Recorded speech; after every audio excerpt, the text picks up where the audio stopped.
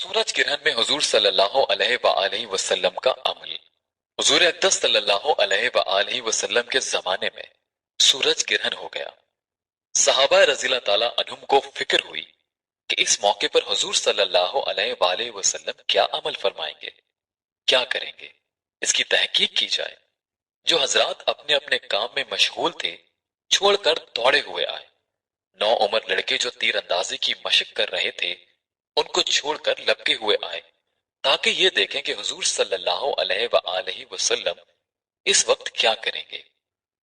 نبی اکرم صلی اللہ علیہ وآلہ وسلم نے 2 رکعت کسوف کی نماز پڑھی جو اتنی لمبی تھی کہ لوگ غش کھا کر گرنے لگے۔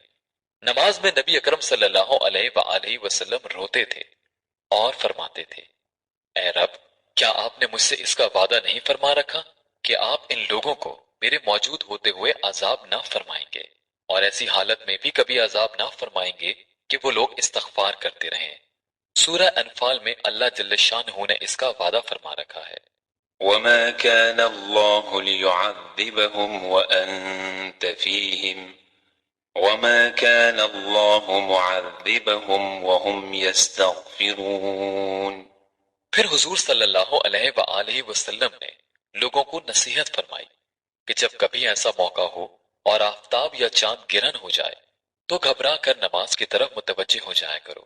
میں جو آخرت کی حالات دیکھتا ہوں اگر تم کو معلوم ہو جائے تو ہنسنا کم کر دو اور رونے کی کثرت کر دو۔ جب کبھی ایسی حالت پیش آئے نماز پڑھو، دعا مانگو، صدقہ کرو۔